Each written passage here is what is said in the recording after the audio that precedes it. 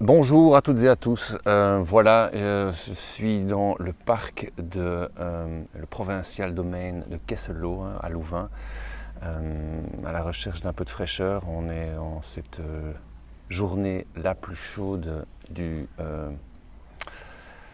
oui, je sais plus quoi, du monde du siècle. Enfin, donc oui, il fait très chaud et c'est pas drôle.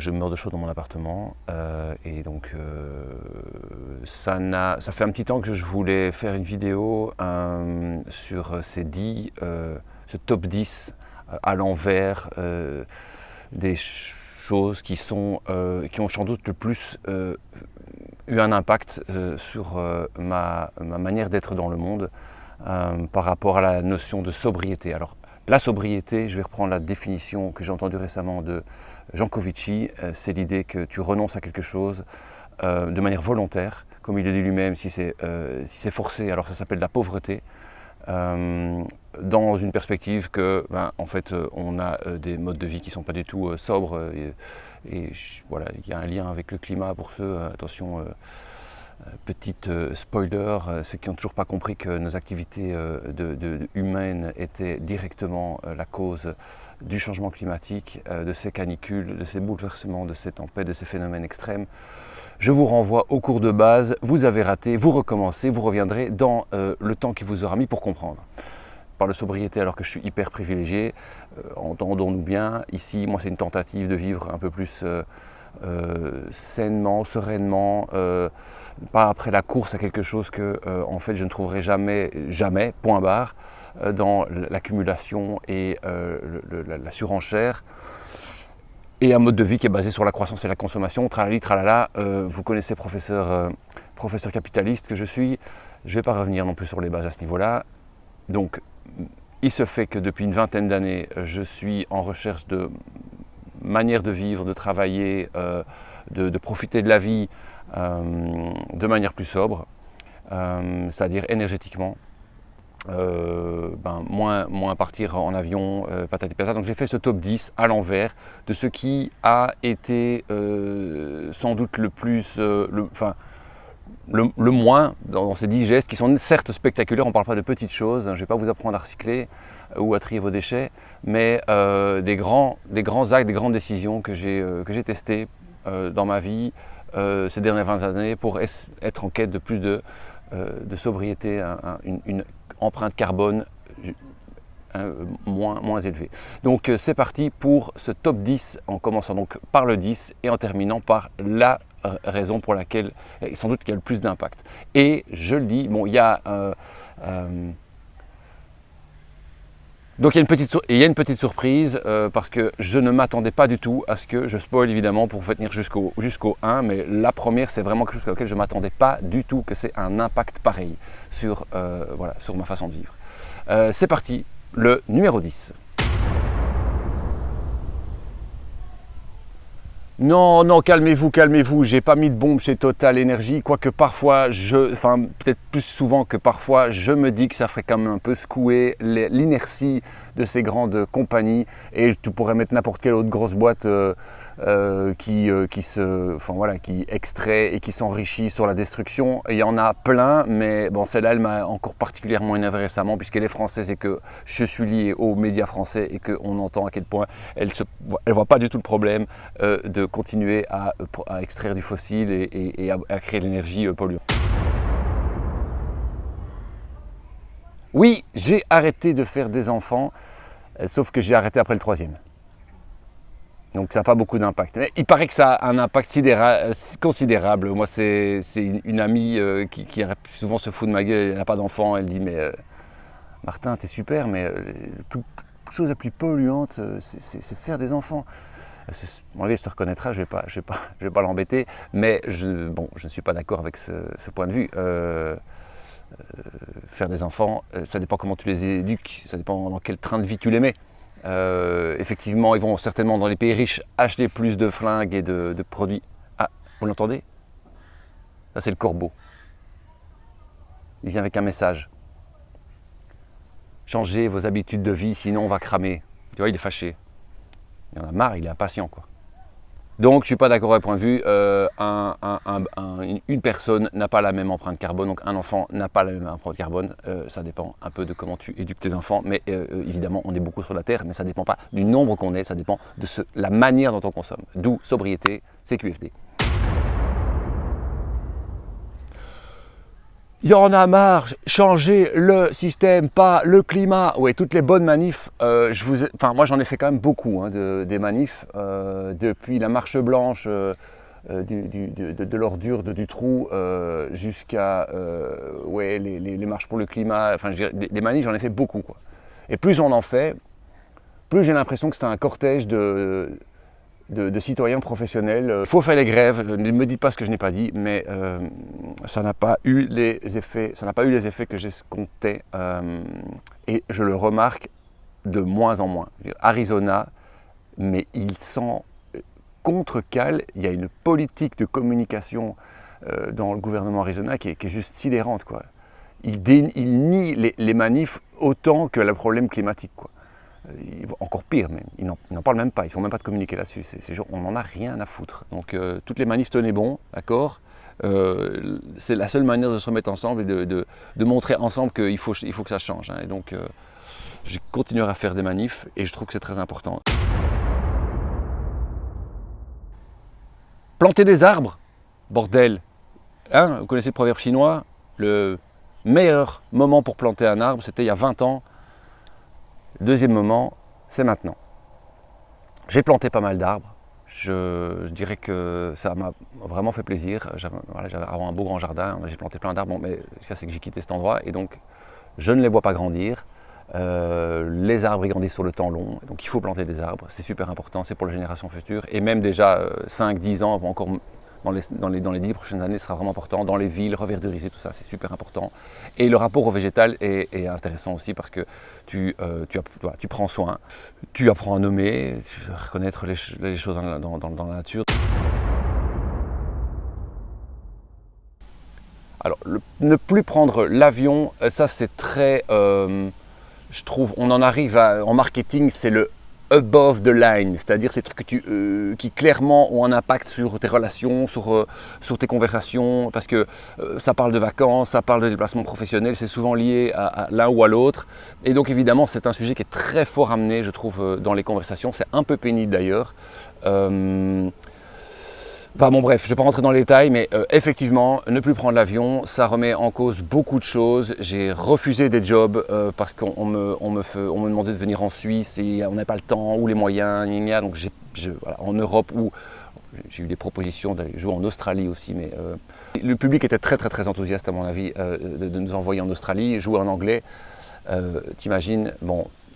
L'avion, donc, surtout pour le tourisme et pour les hobbies, aller faire ton clin d'œil à certains que je connais, aller faire ton marathon en Grèce et prendre l'avion pour ça. Voilà, c'est vraiment important de reconsidérer la manière dont on considère ces hobbies, des hobbies ultra consommateurs d'énergie et d'énergie fossile. Je veux dire, il y a un moment, on va taper dans l'art, quoi. Moi, je ne laisse pas les gens raconter des trucs comme si c'était tout à fait normal d'aller faire un stage de paddle à Mallorca, du surf au Portugal, pour parler d'un registre qui est le mien. Tu déménages au Portugal et grand bien te fasse, tu as bien raison. On ne peut pas faire comme ça des allers-retours de manière si tapageuse énergétiquement, c'est indécent. Mais ne me faites pas croire que ça ne sert à rien parce que tout le monde prend l'avion et tout le monde s'en fout. Si demain tout le monde arrête de prendre l'avion, il ne faudra pas une semaine avant que les avions arrêtent de voler. C'est juste qu'on est des poules mouillées, chiffres mouillés, chacun dans son coin, se dire c'est le truc à l'autre, c'est le machin. Non, c'est nos responsabilités et il faut arrêter ces conneries. Alors juste au-dessus de l'avion, ce qui est aussi quelque chose qui m'a forcé à revoir beaucoup mon rapport au temps et à l'espace, c'est de ne plus avoir ma voiture. Par rapport à la sobriété, le fait de ne plus avoir de voiture, ça n'a pas résolu le problème. Je dois bouger. Donc c'est pas un miracle. Je dois toujours bouger, on a encore des boulots et moi aussi qui nous demandent de nous déplacer, donc j'utilise encore la voiture, simplement elle est partagée ou alors j'y vais beaucoup plus souvent en train, mais il n'y a pas vraiment la sobriété. Il m'arrive souvent de reprendre une voiture, je veux dire, j'essaie de prendre une voiture électrique, je suis dans un système de voitures partagées, il y a des voitures électriques, Et tu peux pas faire 800 bornes avec une voiture électrique. Il y a un truc en Belgique avec les voitures de société et les cartes essence, c'est un domaine que les gens ne mesurent pas. Et si tu ne mesures pas, tu ne peux pas savoir que tu émets des tonnes de CO2 avec tes dizaines de milliers de kilomètres par an.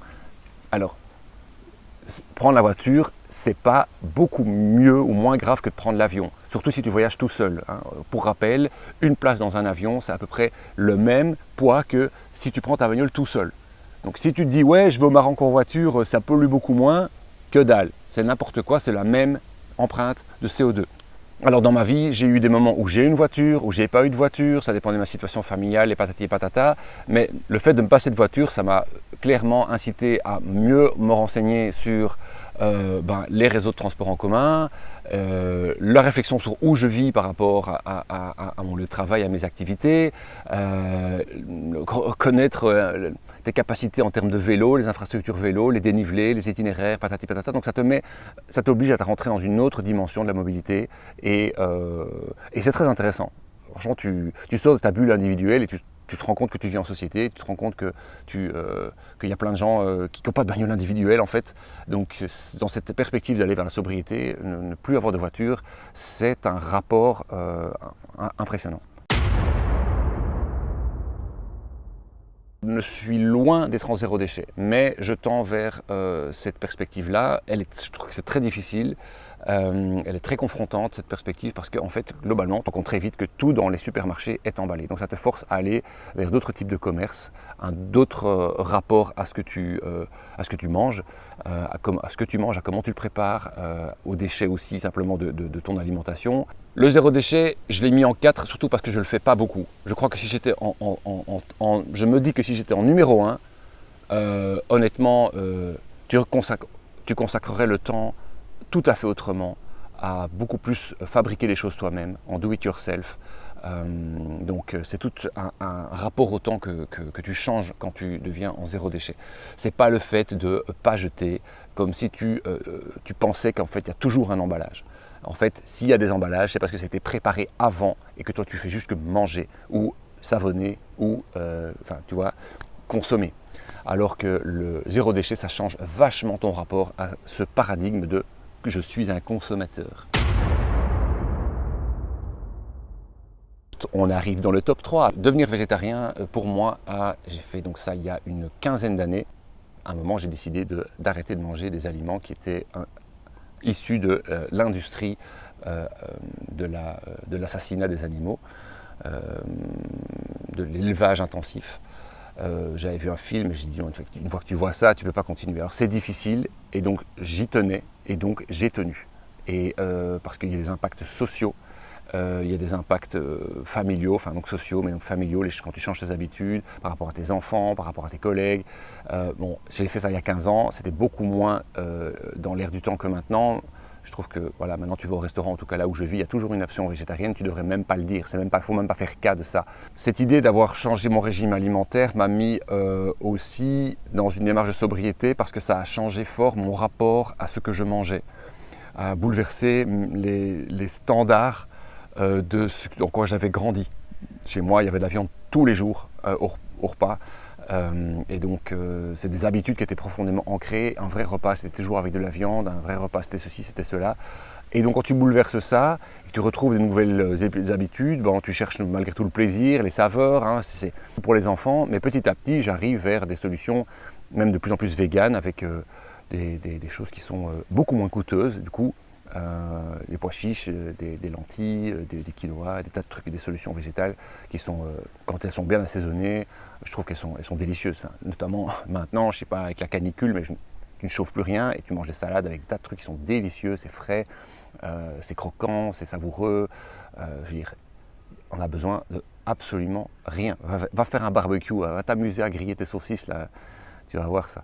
Beaucoup de temps, mais ça a fait évoluer quelque chose profondément en moi.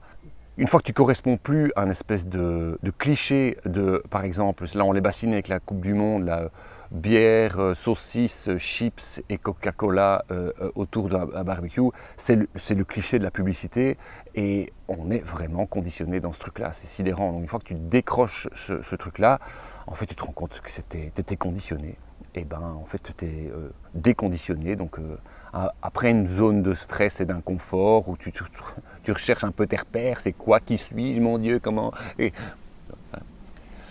tu retombes sur tes pattes et tu manges à peu près ce que tu as envie, et tant que c'est frais, tant que c'est savoureux, c'est ça qui est le principal.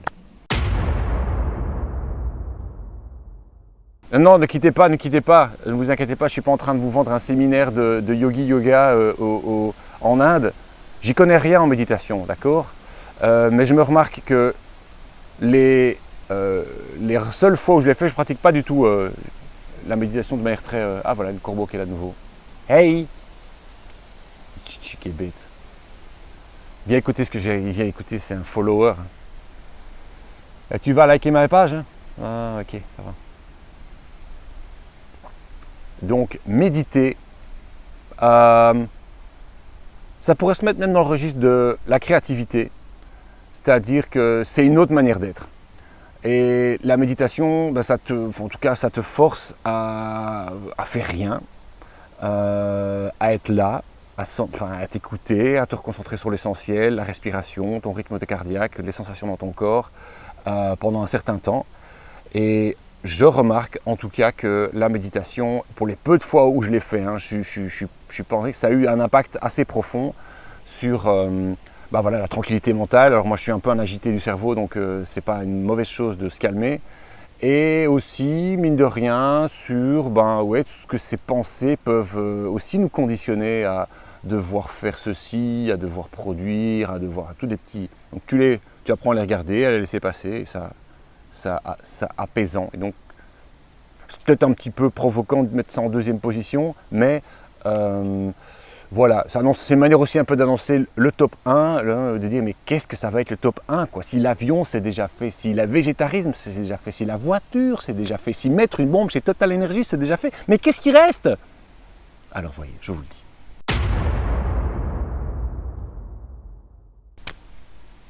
Eh oui, surprenant, arrêter de boire de l'alcool a été la chose qui a été la plus surprenante dans l'impact que ça a eu sur mon mode de vie et sur la sobriété. Alors je vous assure, ce n'est pas un jeu de mots pourri.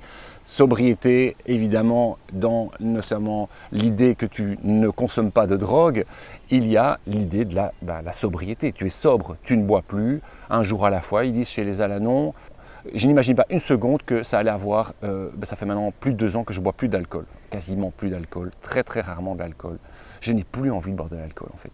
Alors, je te vois venir, ce qui se passe dans ta tête maintenant, si tu te dis « ouais, ça va, arrête l'alcool », mais si j'avais eu un type comme celui-là qui te parle, qui me parle à moi il y a 5-10 ans et qui avait dit « ouais, l'alcool, ça change ma vie », j'aurais fait la même tête que tu es en train de faire là. Mais de quoi tu parles? J'ai pas de problème avec l'alcool. Qu'est-ce que tu racontes? Moi, ça va très bien, j'arrête quand je veux. C'est pas un problème, allez, mais qu'est-ce qui te reste dans la vie? Alors, si t'as pas un petit d'alcool de temps en temps, tu sais pas faire la fête, patati patata. Tout ce que les trucs que j'entends parfois hein, quand je parle d'arrêter, que j'ai arrêté, que je ne bois plus d'alcool. Je pensais ne pas avoir un problème avec l'alcool. La réalité, c'est que je ne savais pas être à un repas de famille ou à une fête, qu'elle soit, ou en terrasse, sans penser, petite pinte, petite bière, un petit Orval en hiver au coin du feu, un petit verre de rouge, de rosé, de machin, tu vois. Mais je me suis rendu compte après 2 semaines, un peu un truc similaire que ce qui se passait avec la viande, c'est que j'étais obligé de me réinventer. J'ai dû débrancher les 2 neurones. Et non, tu t'es engagé pour 1 mois, tu le fais 1 mois, tu arrêtes de boire de la bière. Même si c'est difficile, ce n'est qu'1 mois sur ta vie, donc tiens le coup. Et après, tu feras ta conclusion. Le corbeau a le bec ouvert. À mon avis, il a très chaud aussi. Ça va, hombre? Chaud, hein, mec? Ou meuf? Je sais pas reconnaître un corbeau mâle d'un corbeau femelle. Ou un corbeau non-binaire. Étant donné que je me rendais compte que l'effet le plus important, il n'était pas là où je l'attendais, mais ça a été dans un sentiment d'être pleinement présent à tous des moments où j'avais envie d'être présent, mais où j'arrivais plus à être présent. Par exemple, le soir, après avoir bu un verre, j'étais trop fatigué. Ouais, je me disais, ouais, tu vois, j'ai 50, je commence à être vieux, etc. Et en fait, après un mois de sans alcool, je me suis dit, bah, en fait, tu vois, je suis en pleine forme le soir là. Tous les soirs, je suis en pleine forme. Je gagne 2 heures de ma vie chaque jour. Typiquement de 8h30 à 10h30. J'étais en bonne forme. Et donc je me suis dit, bon écoute, faut faire un choix là. Avec ma compagne, avec mes enfants, j'avais envie d'être présent en fait. C'est les seuls moments, la journée où je les voyais, donc j'ai décidé de continuer. Et j'ai remarqué que ça me mettait dans des conditions beaucoup plus affûtées, pour ne pas utiliser un mot anglais, sharp, donc j'étais plus présent. Voilà, je me sentais plus présent à moi-même, aussi dans des moments où c'était la fête. Et bon, j'ai jamais pensé que j'avais besoin d'influence pour être drôle. Hein. On m'a souvent dit ça, ouais mais toi t'es comique, alors qu'est-ce que tu prends? Non, je ne crois pas que je suis comique. Je peux être comique et con, mais c'est pas... voilà, en tout cas, je ne pensais pas que c'était à cause de l'alcool ou de la bœuf. J'ai jamais fumé. Je ne pensais pas que c'était un truc dont j'avais besoin. Fumer ni la cigarette ni la bœuf. Bref, pour moi c'était déjà dissocié. Donc, je m'étends un petit peu, mais ça a eu un impact tellement profond que j'ai arrêté complètement. Et alors, indirectement, c'est là où j'en viens sur la sobriété de la société de consommation, c'est qu'en fait, tous les petits trucs d'achat compulsif, que ce soit même un petit chocolat le soir, ou une petite chemise que je m'achète qui est bien sympa, ces petits actes de consommation que je faisais un peu pour me donner une petite bonne conscience, de me dire allez, profite de la vie, etc. En fait, ils sont petit à petit tombés comme des dominos les uns après les autres. C'est une pensée chez moi, hein. Je ne dis pas que tout le monde ça a fonctionné, je vous parle de moi et de mon expérience, mais ces trucs de consommation qui vous définissent, consommaparc dans lequel on vit, en fait, c'est comme s'il tombait d'un coup. Et du coup, oui, j'ai plus besoin de voyager de la même manière, j'ai plus besoin de voyager vite pour arriver à un résultat, c'est-à-dire je prends vite l'avion pour arriver à Majorque ou machin, non. Il y a un rapport au temps qui change. Je ne crois pas que c'est parce que c'est peut-être parce que j'ai de la maturité que j'ai 50 ans, mais je pense que c'est aussi beaucoup par une nervosité entretenue par la société de consommation qui disparaît, que ce soit par la méditation, par l'arrêt de l'alcool, mais aussi le sens de la fête, des relations. Ce sont toutes des choses auxquelles j'ai repris plaisir, goût, satisfaction, et qui font que tout le volet insatisfaction, donc compensation par les pratiques qu'on connaît tous, city trip, voyage névrotique, swipe sur les réseaux, tout le tintouin, en fait tout ça, ça disparaît petit à petit, quoi. Je suis en train de devenir un Bouddha Travishta, pas possible. Tout, je vole, je n'ai plus besoin de rien. J'ai pas dit ça non plus, hein. Donc, j'aime encore bien m'installer en terrasse, consommer un petit truc. Et alors bon voilà, sobriété reprend un peu ce double sens, sobriété de l'alcool, sobriété de la société, parce qu'en fait, il n'y a pas que l'énergie dans la sobriété, il y a toutes ces sociétés de la consommation. Je peux me satisfaire d'un vieux ordi, d'une chemise un peu naze, ou merde, j'ai tapé mon micro, je peux me satisfaire de tas de trucs. Alors évidemment, tout ce que je vous raconte, c'est mon expérience. Maintenant, si je vous la partage, c'est parce que je pense que il faut plus en parler. On n'a pas d'alternative. De manière forcée ou de manière contrainte ou subie, enfin contrainte c'est parce qu'il y aura une loi, une interdiction, ou subie parce qu'en fait ça va s'effondrer, juste que je dégage. Ah là ils viennent en bande en plus, t'as vu? Ils sont là, on les voit tous les deux. Vous venez en bande ou quoi? Je dois dégager, mais vous pouvez rester, hein. Ça fait du bien la flotte. Il y a 4 corbeaux au bord de l'eau, c'est joli ça rime. Ils ont soif. J'ai décidé de prendre beaucoup plus la place, de dire on n'a pas le choix, c'est la responsabilité de chacun d'entre nous.